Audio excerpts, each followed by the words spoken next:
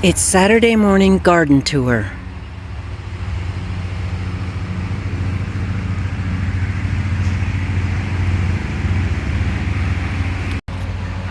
Welcome back to Grow Joyfully.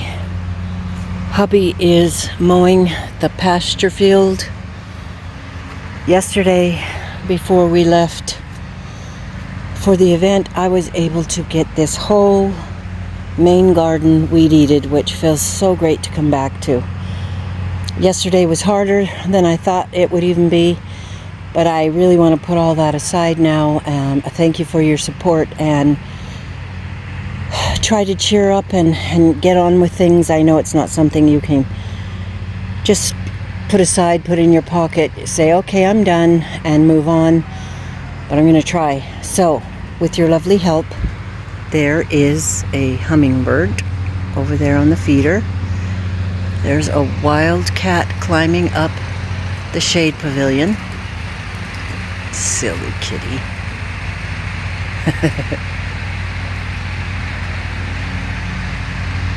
So things are looking good. Our gardens have had a really slow start this year.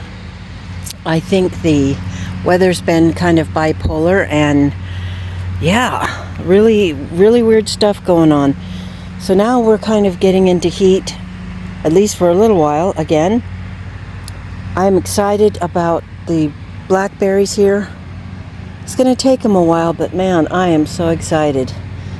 The black raspberries are getting closer. That'll be nice. And we've had just a few raspberries. Not enough to do anything except for to enjoy, but that's really a good part of gardening, isn't it? Just coming out and snacking on what you have in your garden. I still have these peas here because I just don't want them to be gone for the year. There's Cuddles, the naughty. We have onions growing. Right here is a ground cherry, and I believe this kind is a pineapple. I'm not crazy about them, but I do have a daughter-in-law that is, and I like to grow some for her.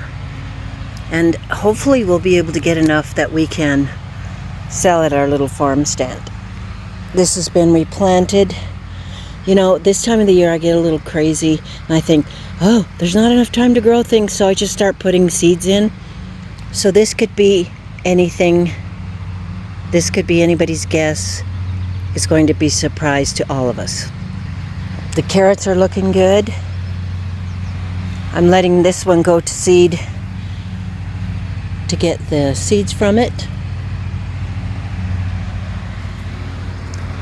Like I said, a lot of this, oh, we've got cat number 2. Do we have a birdie up there? What the heck are they doing? No, nothing up there. Just a couple of crazy cats. The grapevines are looking really healthy. We're going to have some nice Concord grapes. I make grape juice and grape jelly out of them. Here is Ruthie's shade pavilion. It's a very nice space already, even though it's not even finished. I am concerned, maybe this is not the greatest growing conditions for sweet potatoes, but that's been in the ground for well over 3 or 4 weeks and it's just sitting there, not doing much.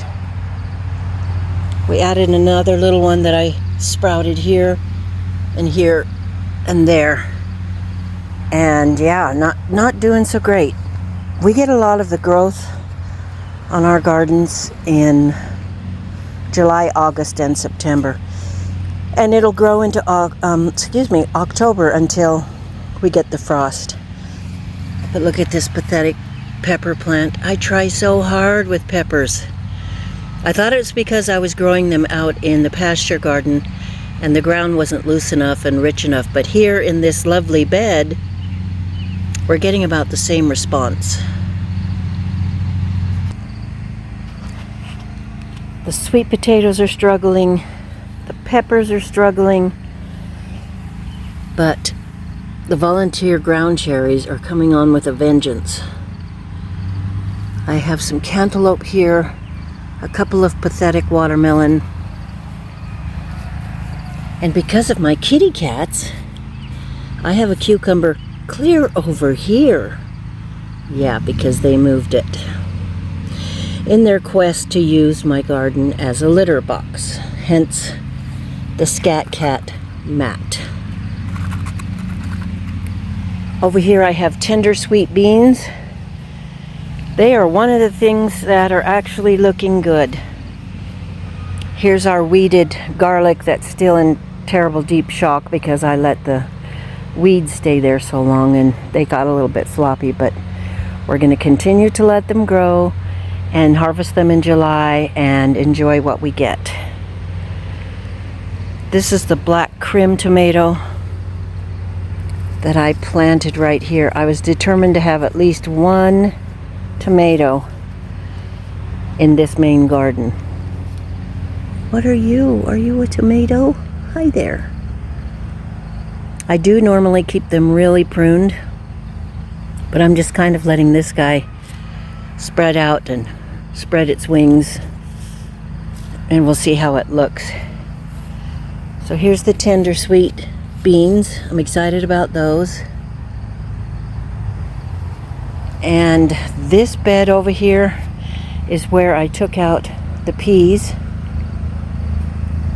and I've planted twice here contender beans, and something keeps eating them. I put down slug bait, I watch, and I'm still having troubles with it. And this poor cucumber's not overly happy, so we'll just take your leaf off. And it says, "Leave me alone."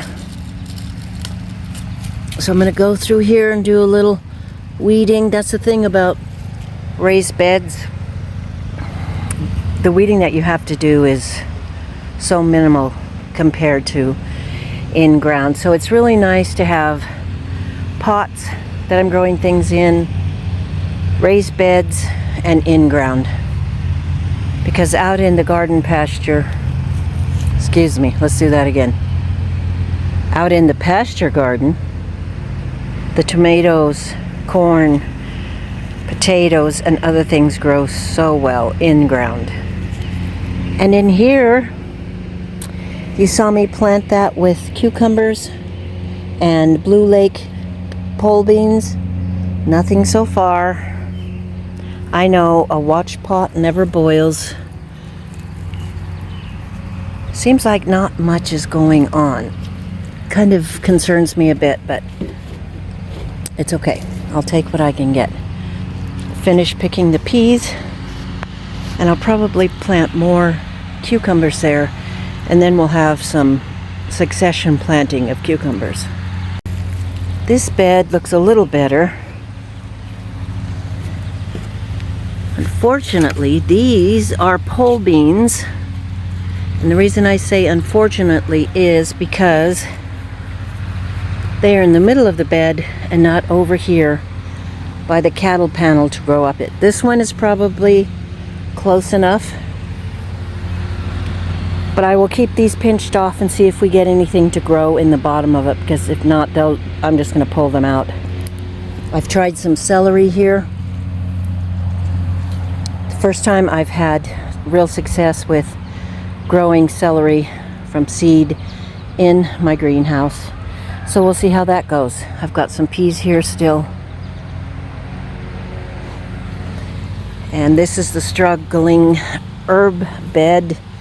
The parsley's doing okay, and the sage is really coming on really well.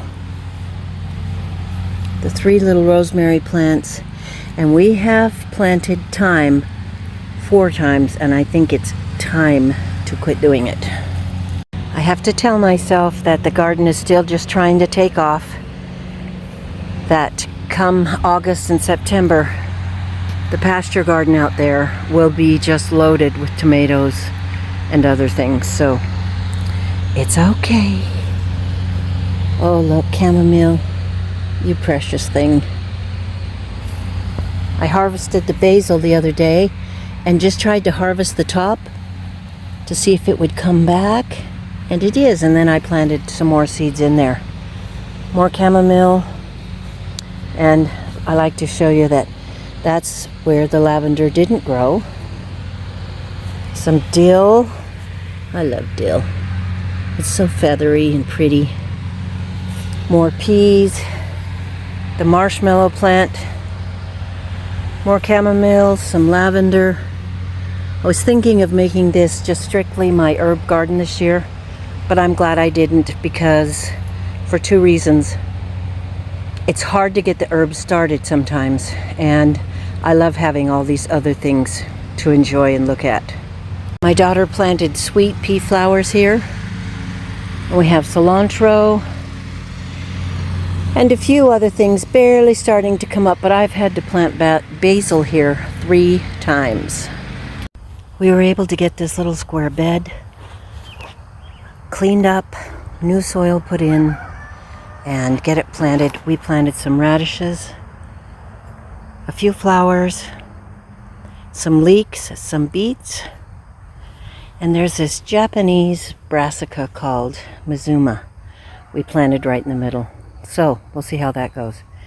As you can see, I stick a tomato in a pot anywhere I can. I have plenty. The determinate or bush tomatoes that we've planted here are not really taking off and not doing very well.